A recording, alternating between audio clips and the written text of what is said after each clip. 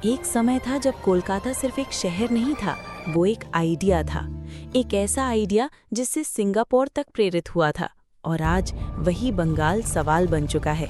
क्या सच में एक समृद्ध सभ्यता धीरे धीरे अंदर से खोखली हो सकती है, या इसके पीछे कोई लंबी अनदेखी कहानी छुपी है जो हम कभी समझ ही नहीं पाए।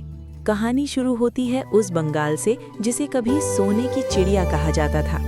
गंगा और ब्रह्मपुत्र के किनारे बसा वो इलाका जहाँ की मिट्टी सिर्फ अनाज नहीं, दौलत उगाती थी। ढाका की मलमल इतनी महीन कि कहा जाता था वो अंगूठी में से निकल जाए। मुर्शिदाबाद का रेशम जिसे पहनना शाही शान माना जाता था। दुनिया के व्यापार में बंगाल का हिस्सा इतना बड़ा था कि यूरोप के व्यापारी यहाँ आने के लिए तरसते थे। इतिहासकार एंगस मेडिसन के अनुसार उस दौर में अकेले बंगाल का ग्लोबल जीडीपी में लगभग 12% हिस्सा था।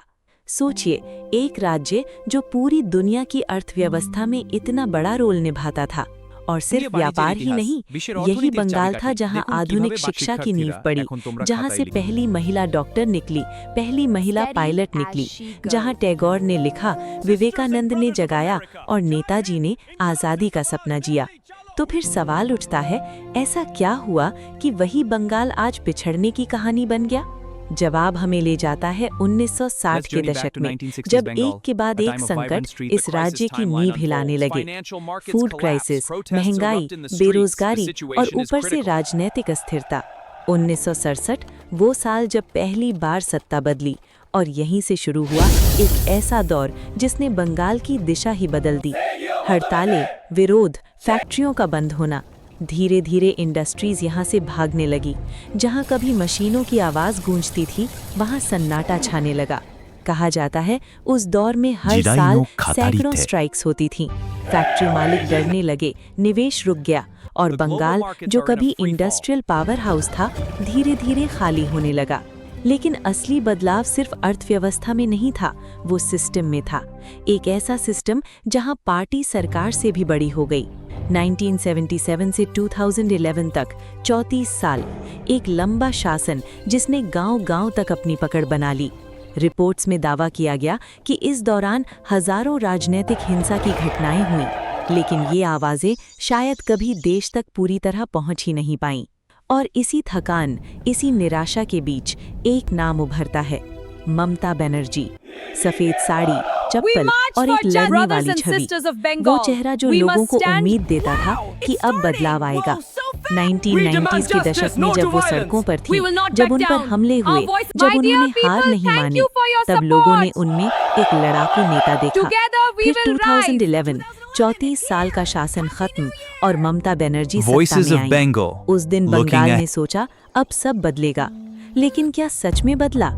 शुरुआत में सब ठीक लगता है। वेलफेयर स्कीम्स, गरीबों के लिए योजनाएं, कन्याश्री, लक्ष्मी भंडार, लोगों को राहत मिलती है, उम्मीद भी। लेकिन धीरे धीरे कुछ और कहानियां सामने आने लगती हैं। कई बड़े घोटालों के आरोप, सरकारी नौकरियों में अनियमितता के सवाल और कानून व्यवस्था को लेकर उठते विवाद। कुछ मामलों में कोर्ट ने दखल दिया, कुछ में जांच एजेंसियां सक्रिय हुईं, और कुछ में अब भी जवाब अधूरे हैं। फिर आते हैं वो पल जो पूरे राज्य को झकझोर देते हैं। कुछ घटनाएं जिन पर पूरे देश में सवाल उठे। महिलाओं की सुरक्षा, प्रशासन की प्रतिक्रिया और नेताओं के बयान। लोग सड़कों पर उतरते हैं, डॉक्टर्स, स्टूडेंट्स, आम नागरिक, हर कोई जवाब चाहता है, लेकिन जवाब उतने साफ नहीं मिलते। और यहीं से शुरू होता है असली सवाल। क्या ये सिर्फ एक सरकार की कहानी है, या पूरे सिस्टम की जो सालों से बनता गया और अब टूट रहा है? बंगाल के युवा डिग्री लेकर बाहर जा रहे हैं, दिल्ली, मुंबई, बेंगलुरु, क्योंकि उनके अपने राज्य में उन्हें भविष्य नजर नहीं आता। और तब जब आप पीछे मुड़कर देखते हैं तो एक तस्वीर सामने आती है। एक ऐसा राज्य जो कभी देश को रास्ता दिखाता था, आज खुद रास्ता ढूंढ रहा है। लेकिन कहानी यहीं खत्म नहीं होती, क्योंकि हर गिरावट के बाद एक सवाल हमेशा बचता है, क्या वापसी मुमकिन है?